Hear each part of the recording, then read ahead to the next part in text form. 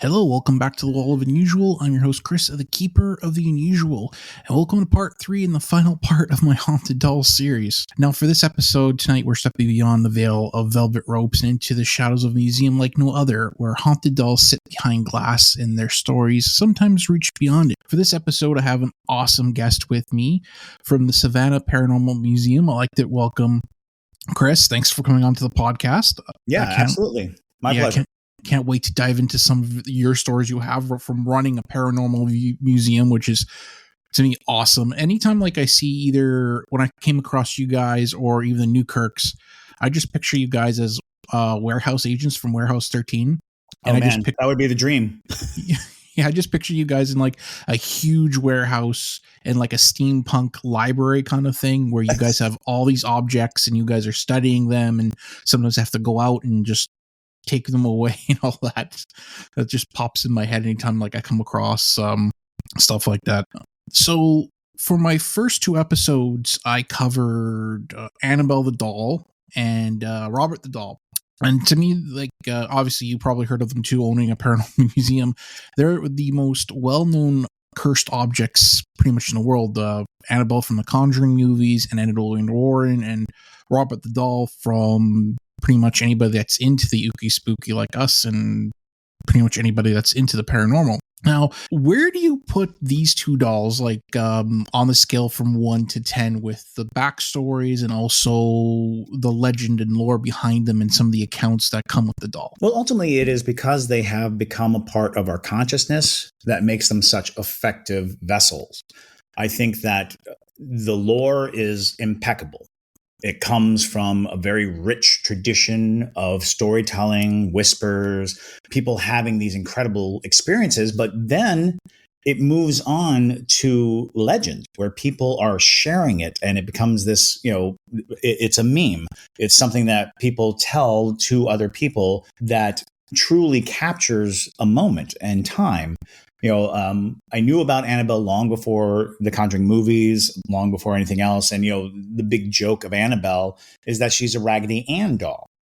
Yep. And that's very non-assuming. It's very non-threatening when you think about it. But it does kind of tell you that spiritual entities are not about aesthetics. It's not the creepy looking doll. It is the access that these items have to us that gives them their true frightening nature. It's how closely we interact with them, how we trust them, how we play with them, talk to them, dress them. All of these things are highly desirable to a spirit that wants to be a part of our world, that wants to come into our existence. A doll is a perfect vessel for a spirit because we pay it attention, because we give it attention, we dress it, we talk to it, we treat it like a person. And really, what greater call is there for a spirit than to regain some life? And the doll is a perfect vessel for that. Yeah, that's actually a very good point. Again, with the lore of Annabelle, it was gifted to 2 nursing students by a mother. Her daughter was graduating. Even Robert the doll, where Robert Eugene Otto pretty much looked at this doll as a friend because he was such a lonely child. He looked at this doll as oh, this is my friend. I'm taking this doll everywhere. He had such a deep-rooted attachment to this doll that, to your point, where, according to some of the lore, because there's many different stories on how he got the doll itself. Some say it was a Haitian nanny that gave him the doll. And some experts say that there is a stone within that doll that holds, I think, a soul or something. So, yeah, to your point, who knows, maybe Robert Eugene Otto, when he was a kid, breathed life, there you go, into this doll. And, from that, stories grew. I still find it funny with the whole Annabelle thing. This happened a while ago where Annabelle went missing and everybody started freaking out and, prisoners escaped and there was fire. Right? Yeah. And I think that that's a very important aspect of any haunted object. A haunted object is only as good as its reputation. Yes, agreed. And yeah. When objects gain reputation, they also gain attributes. They gain power and influence because we are fearful of it and we are paying attention to it and we give our credence to these, stories, these wild and outlandish stories. But that really does put us in a position to question, well, which came first, the ghost or the ghost story? That's a very good point. Yes. Like, again, like, you yourself, you guys own a haunted museum. People have brought you objects all the time saying, listen, I don't want this. This is like really scary. Like one object I remember you guys got when I saw on your Instagram was that creepy clown doll that was just left in front of your door. Dropped off What in is the this? middle of the night. Yeah, like did you ever find out who actually owned that doll, or was it just like, okay, we're taking this in and we're going to study this doll and see what happens? So not only did I find out who it was, I was able to actually talk to them and kind of interview them further about this doll and its the properties of its behavior, because the note that came with the doll outlined all these terrible things that happened to this woman after receiving the doll as a Christmas gift. When she received it as a Christmas gift, relationships ended. She had a miscarriage. A child in her family went missing. There was, disease showed up. Her house was suddenly had a black mold infestation. And it was actually the night that they had moved out of the house because of the black mold infestation that she brought it to the museum. She brought it because she did not want to take it into the new house. And I was like, that is such a huge, change in your life following the introduction of this item. So whether it was just a string of bad luck, or is this item carrying some bad juju, it's probably better safe than sorry, but it is the doll itself does have that, when you're near it, you feel uneasy. When I got a headache almost immediately when I was right next to it. I was like, oh, okay. I can dig this vibe. I see where just being near it makes you feel uneasy. And we kind of have this, ongoing notion of what kinds of spirits are attached to what items. And that one just seems so malicious and so destructive in its behavior that it's like, we throw terms around like demon. And I use demon not to mean like the classic, fallen angel or the Christian. It's just, this is a malicious or malevolent spirit. Mm-hmm. Or force. Even calling it a spirit is it might be going too far. It's like this is a malevolent presence, and it kind of sours all the things around it. And you can see where people would build lore around negative energy. There's like, a pool of negative energy, and you want to give it a personality. You want to say, give it a name, give it all these attributes. But really, it's kind of like, an open fire. You come across an open fire, and it's like, yeah, if you get too close to it, you're going to burn yourself. If you fall into it, you're going to die. But that doesn't necessarily make it evil. It just makes it dangerous, right? It doesn't necessarily make it intense. It may not have an intent. It just may result in damage. So you have to be respectful. You have to be careful. And that kind of becomes the game of haunted objects is, are we dealing with some conscious entity that's thinking, that's trying to communicate, that's giving us reason to believe that it is a intelligent haunt? Or is it just like a negative force, some holdover in nature where, bad vibes just kind of gel together in an object or in a place, and now you have the gateway item. Kind of like how in Warehouse 13, how artifact is made. When something happens, it becomes an artifact. Right, exactly. Yeah. Like when you were just telling me about all this stuff, it kind of reminded me of, I only had one experience with a haunted object. Nothing happened to me. But a roommate of mine in college, we were living in a dorm, and his girlfriend wife ended up just living with us because she had some problems with her roommate. And he's like, hey dude, can she live here? I'm like, yeah, sure. No problem. And we got to talking about like scary stories and stuff. And she's like, I have a haunted jewelry box that I believe something evil is attached to. And I'm like, oh, why? And she's like, all this, like you mentioned with the clown doll. She's like, all this weird stuff always happens whenever, we're around this box. My family doesn't want nothing to do with it. And from what I remember the story, I think it came from, I don't remember the details exactly, But I'm like, oh, I'm like, do you have it here? She's like, yeah. And she just pulled out one underneath the bed out of a Walmart bag. She put out this old wooden jewelry box and she showed it to me. And I remember getting a creepy feeling from that. I'm like, oh, okay, like, you know what? I'm good, thank you. Just on my way. But like, so you have so many haunted objects in your museum. A lot of weird things happen. Like I saw on your Instagram how there's an entity that I believe slapped a guest in the back of the head at one It's point. actually in the back of the spine. It's like this Oh, very okay. sharp pain. And it's weird because trying to explain it is very odd because it's almost like a terrible back spasm. Oh, okay. But because of it, the whole body seizes up and it launches them, either forward or down. And it's happened to that degree twice, and has led to like what apparently seemed to be a full possession of the person. Oh, really? Oh yeah. Wow. And that was like one of those things where you're like, okay, we're constantly cataloging and recategorizing the items, and we're trying to figure out what item is the most likely culprit for this.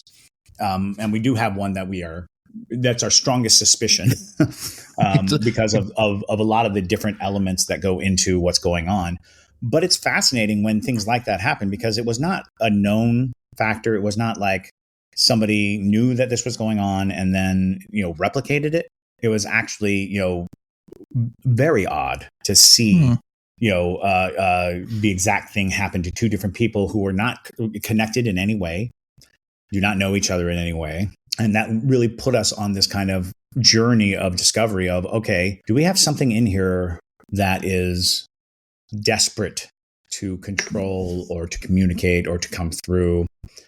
And it does. It's detective work at that point. You're like, okay, well, I know the stories of this item and I know the stories of that item. These two items have very similar stories, but the one from Japan actually comes with tries to get in through the chest, tries to get in through, your heart chakra.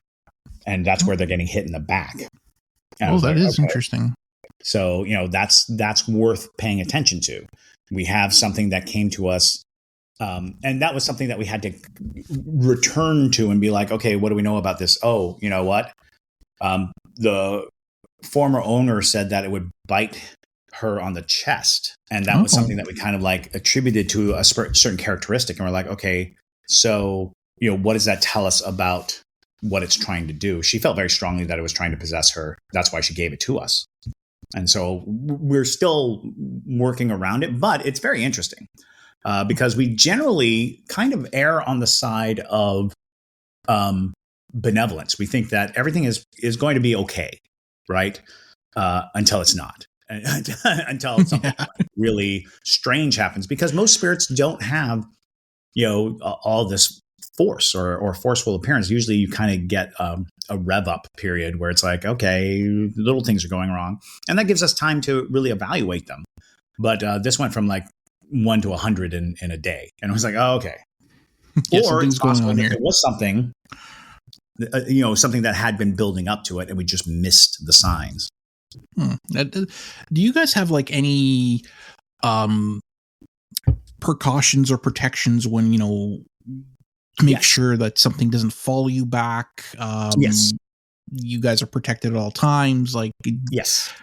Yes. We have protections from dozens of different cultures.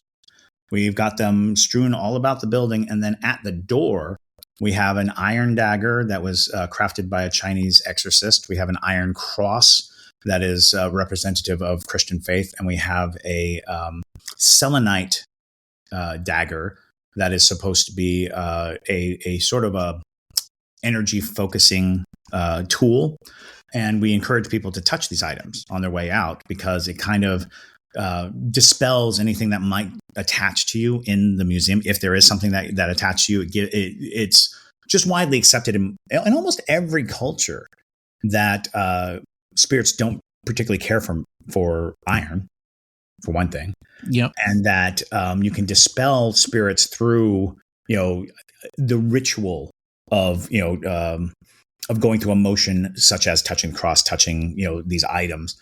So we do have that available to everybody who comes to the museum. But we do have, crystals everywhere. We have demon warding scrolls everywhere. We've got a 100 blessing sword in the building. We have a Shiko the Demon Queller in the building. We have an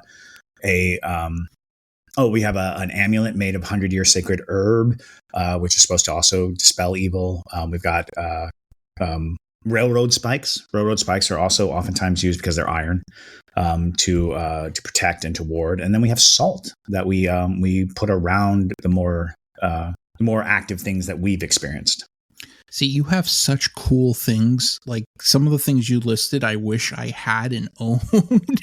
My wife would kill me if I brought any of this stuff. Like, yeah, for instance, like you mentioned iron and salt. Like those are the two, if you're ever watch like Supernatural, that's absolutely what they use is salt and iron. There's a book series that I read called The Last Apprentice, where pretty much the premise is like he is they pretty much go after witches and ghosts and all that. And one of the things in the book is he trains them to say like you have to use salt and iron mixed to ward off any things. We have salt that has like iron fillings in it. Somebody shaves iron into it. It's fascinating because across the board in every culture they kind of agree on it. And it's like, well, how did you arrive to this? Yeah. You kind of understand how it came in the European sense because iron was spread through conquerors. The person who was carrying the iron sword won. Yep. And the concept of iron being the thing that drove out the pagans, the thing that changed the civilization or the country, that kind of gives way to the superstition behind iron.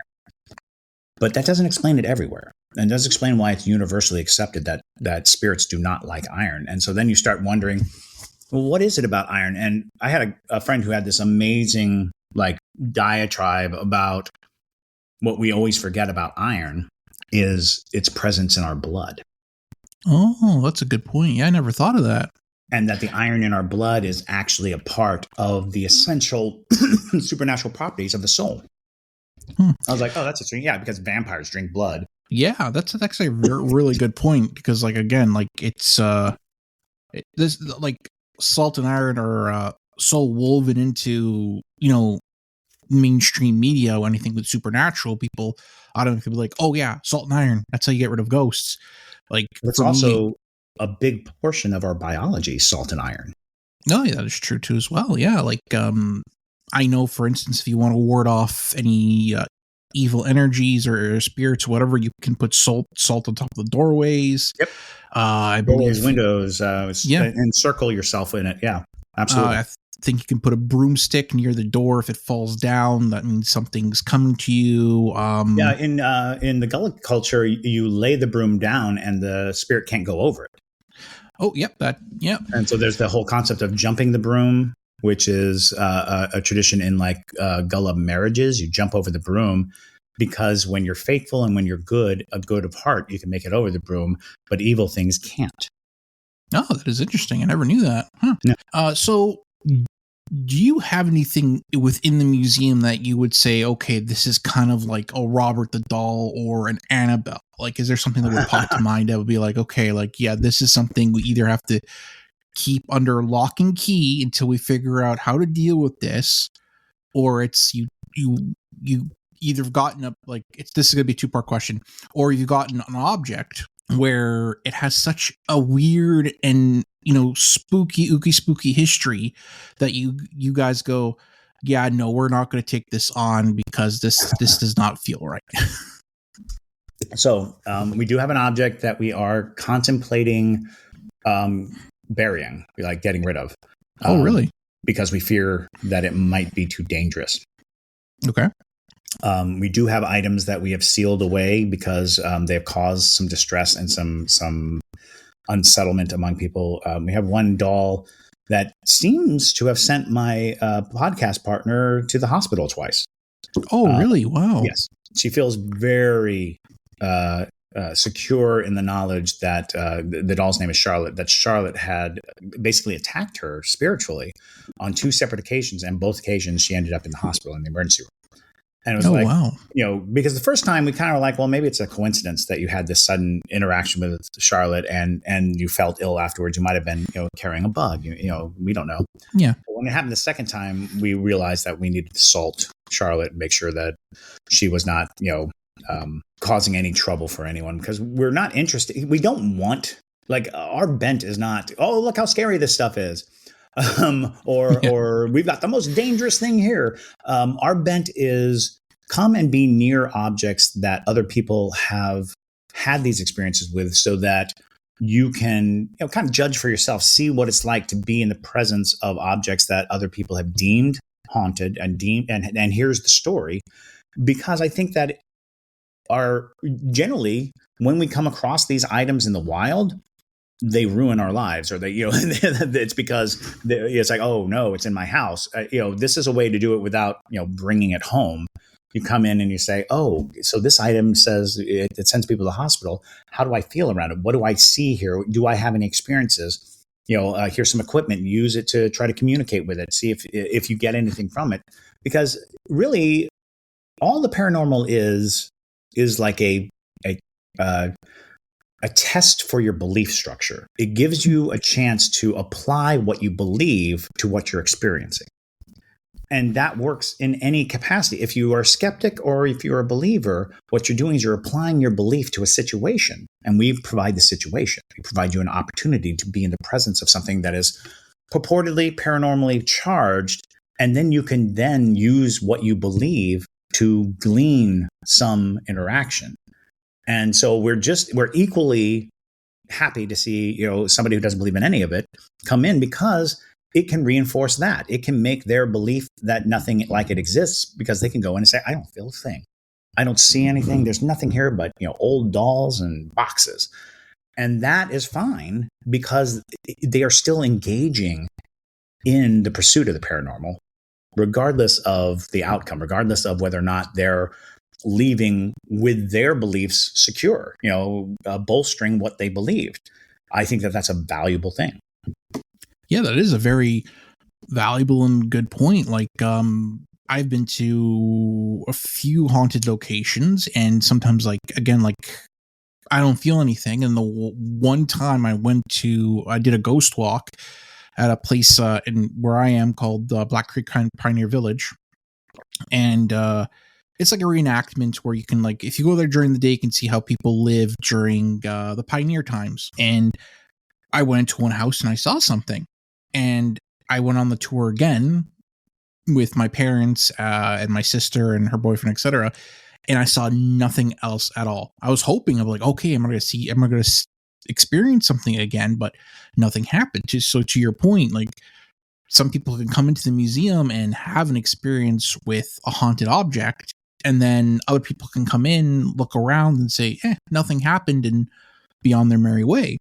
And like that story you were telling me earlier, that kind of reminded me of the Newkirks when they did their documentary on the Catskill Crone. The old crone. Yeah. Where and it's fascinating, because I have a piece from Africa, and it's a common piece. It's not something that is like, really hard to find or rare, but it's called a Nikisi, in which it's covered in nails.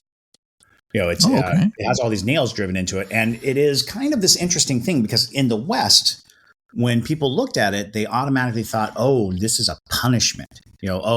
These nails are being driven into it as a sign of punishment. They're trying to, maybe it's a voodoo doll. Maybe it's something that, they're trying to harm and cause harm.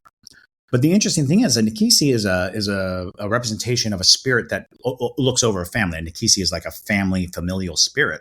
Okay. And when the family is in distress, they will pray for salvation, for help, for anything that they need to get through the day. And if they receive it, they drive a nail into their Nikisi. And so the nail represents every time that the spirit came through for them. That is interesting. Like, that's so very interesting that we get it culturally wrong, that we think of driving the nail in as some violent act against it. But what it actually is, the more nails you see in a Nikisi, the more benevolent the Nikisi is, the more it served its family. And, I'm thinking they're driving nails in, a little extra so that it's for clout to say, oh, my Nikisi does so much for me. Look how many Yeah. nails there are in this Nikisi.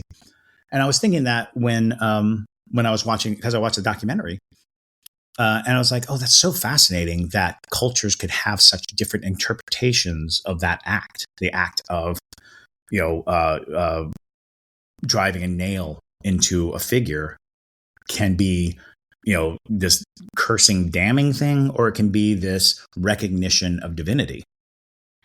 Yeah, that's actually a really interesting point. It kind of reminds me of my wife, where she is more religious than I am. And, she does pray and she does read the Bible and all that. And it's kind of like what you mentioned in Akisi, where, when people, want, some help or whatever, there's a certain, saint that she prays to. I want to say the saint's name, but I know I'm going to butcher in Portuguese. I cannot speak Portuguese for my life. But it's kind of like that type where,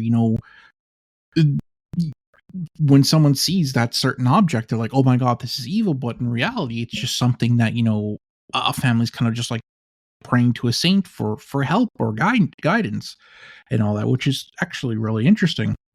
Oh yeah. And that's, that's the truth of faith is people tend to exclude faiths that are different than theirs from any benevolence. They automatically assume that because the faith is of a different nature than theirs, then it is evil, then it is bad. That's how we got most of the demons in our lexicon. We're just the gods of other faiths.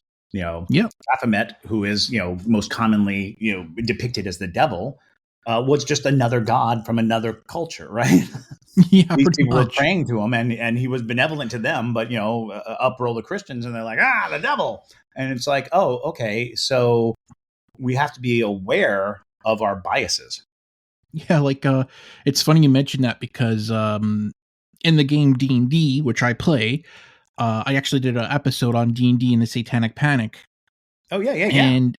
And there's a book which I have called the Book of Vile Darkness. And when that book came out, because it's full of like demons and all this so-called evil stuff, that when that book came out, it had a warning on it, and people were like, oh my God, this is a gateway to, Satanism and this and that and witchcraft and all that. But at the end of the day, it's just a book, right? So the beauty of D&D too, because D&D, you got to give them credit because they really do incorporate such a wide pantheon of beliefs. Oh yes. They call upon all the monsters that people did believe in at one time, that they, and it's so fascinating how well researched and how well documented. Like if you wanted to know about these things, I always think about Tiamat, because Tiamat in D&D world, the chromatic dragon, this very, iconic thing. I was like, yeah, but Tiamat actually exists in, Babylonian folklore, and it's like ancient Mesopotamia. You had Tiamat and Marduk fighting for the control of the universe, and it's like, that's fascinating. They were able to introduce these things, and it's sad because it's like, oh, by the way, there's a cultural significance to everything that is in these D&D books. If you really pay attention, it's not just fantasy. It's drawn from myth and folklore so well too. Really, really well. I mean, they do their work. They introduce these things, and it's like, oh, you know what? These are the gods and the demigods and the demons and the even the like mythic heroes of different cultures, all playing a role in a shared narrative that people are learning how to interact with. And I'm like, that's kind of cool. And it is a shame that that it came out at a time when we had to, we're always looking for ways to vilify the youth, the young. We're always looking for a way to blame, some influence upon the young for the actions of the young. And it's like, well, no, it's always going to be a rebellion. It's always going to be the young just don't want to be like you. And that's going to lead them in weird ways, and they're going to do weird things. And there's probably going to be some dangerous stuff. But it's not because of the music they listened to or the games they played or the video games that are out. It's because we as a culture sever ourselves generation from generation. We do very little celebrating of family. We turn it into a power struggle. And that, I think that will play into, speaking of like the paranormal and even haunted dolls to a lesser extent, it's because we have all these frayed bits of unfinished business that that's just surround us. And so even within the living, while we're walking around, there's all these frayed bits of unfinished business, and then there's like these objects that have frayed bits of unfinished business, and when those two frayed bits hit each other, they oftentimes can create calamity, right?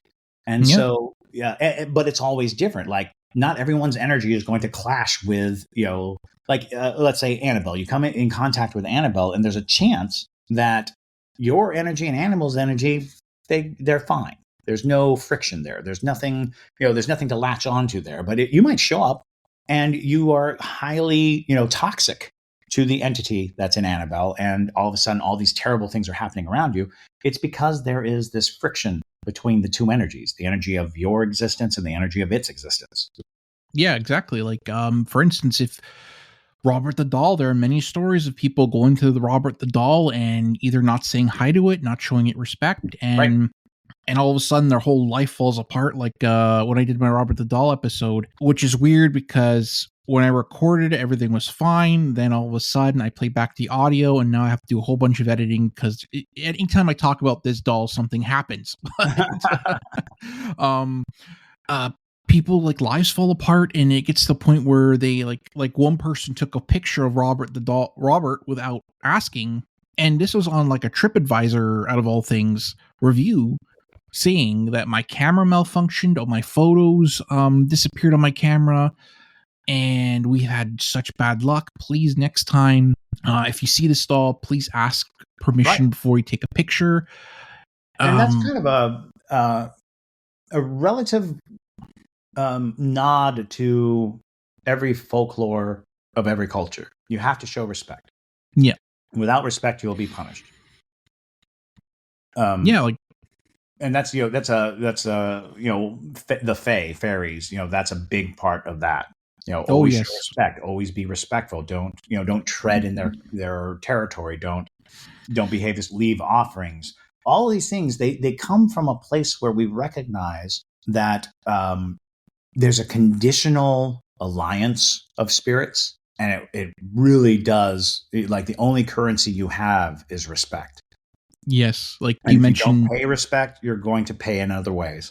Yeah, like you mentioned the Fae, and even in Ireland, if you come across a fairy ring, you do not touch it. Like there's actually I came across it. It was a news story that took place in Ireland where I think they were building a building or something, and they came across a fairy ring and they accidentally destroyed it. Oh, and the people that were involved in that project, like I think one guy ended up dying, another guy ended up like a whole bunch of bad luck happened to those people, but the people that didn't have any like didn't go near it, they weren't a part of this, they were fine. So that brings to your point, like you have to like when you come across anything paranormal or haunted, you have to show some type of respect, because like the reason why, like the one ghost hunter who I can't stand, but I want to meet him, is Zach Bagans. Sure. Because he comes in as like, like everything's evil. Like, and I want to say it's interesting because I have the same general opinion. Yeah. But I think he's been learning his lesson over time. Oh yeah, the whole Annabelle thing too that happened to him. Well, it seems like he has toned down a lot of that rhetoric, right? Yeah. Because when he showed up, he was very much the punk rock ghost hunter. He comes in and he's just like come at me, bro, kind of ideology, which I think needed to be discussed. That's like, yeah, you know what? If you push out a lot of negative energy, you get negative energy back. There's a reflective quality to it. And so all the encounters you had were scratches and pushes and things calling your name. It's like, I don't think you're talking to the ghosts of the building. I think you're carrying around some kind of negative energy, some kind of spirit is attached to you. And that's the one that you're riling. That's the one, Yeah. because honestly, I don't really buy into the idea that ghosts are psychic, that they have hidden knowledge of the interior of your mind. I don't think they learn your name unless you introduce yourself. Yeah. So oftentimes when people hear their name called repeatedly and everywhere they go, there's a ghost calling their name, I think there's a ghost that's been following them for a while. I don't think that's, the ghost of the area. It's not like, the Bell Witch looks up. It's like, oh, Zach, good to see you. I think it's a question of when you go to places that have ghost stories about them because the area is so full of this specific type of energy, and that specific type of energy allows for spirits to communicate, then the spirits that you're carrying around with you will communicate because the energy allows them to. And so, sorry, go on. I didn't mean to cut you off there. Oh, no. That was pretty much the point. Yeah, there's this, there was like a clip that Zach Baggins did where he actually had the Annabelle doll brought into his museum by the Warren's brother-in-law. I can't think of his name. John Zappis. He had very specific, conditions bringing this doll in and blah, blah, blah.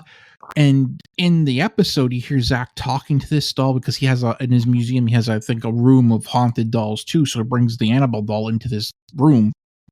And he starts acting all funny and silly. And he started saying to Frank Zappa, I want to buy this doll. And and he's like, I'll give you anything money, but you probably saw the episode. And Frank Zappa told him at the beginning of the episode, do not touch this doll. You're not allowed to touch the doll. I'm the only one who's allowed to touch it, whatever. And like a little child, Zach Bagans just went, boop, he touched it. And Frank Zappa was on his way into the room because, of the way it's over. Yeah. And he just pretty much disrespected Annabelle, and he got such backlash from the paranormal community too from that. And I don't know if he was at war with Frank Zappa at one point, but John Zappis. Frank Zappa is a musician. Oh yeah, I don't know why I was saying Frank Zappa. Thank you for correcting me. No, I was like Frank Zappa. No, John Zappis. Yeah. So again, I could probably talk to you about the paranormal for like ever. But I should wrap up this episode. So I want to thank you again for coming on. Thank you so much for coming onto the show.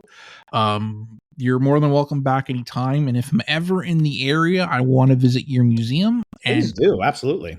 Yes. And I hope I can make it to the US one day and just come and visit. And, so I usually at the end of the show, I do an unusual fact of the day.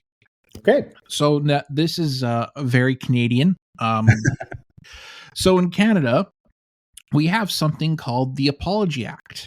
Now, do you want to guess what the Apology Act is? The Apology Act? Yeah, well, like what it is, like a law or whatever. Like, what do you think it is? I think, you know what? I think I do know this one. Because in America, if you get into a car wreck and you tell someone you're sorry, that is an admittance of guilt. Here it's opposite. Right. So it can't be used as an admittance of guilt. Yes. So if that's fantastic. Yeah. So you can be sorry without being responsible. Yeah. So this was brought in. I don't know if it's a law. I don't know. I couldn't find it in our criminal code. But it's pretty much like, say, if me and you get into an accident and I hit you and I get out of my car, I say, oh my God, I'm so sorry I hit you. You can't then go to your lawyer and say, well, he said he was sorry, so it's his fault and he's liable for any damage. So it's something that cannot be used to pretty much say, like a Band-Aid or one all fix all saying, oh, I did this act, but sorry, I admitted to it, but whatever. So that's the Apology Act. That's awesome. Yeah. Unusual fact of the day. Yeah. If you just look up Canadian Apology Act, it'll pop up. I even wrote down the whole definition of what an apology means and all that. So yeah, I hope you enjoyed that unusual fact. And, that's amazing. Yeah.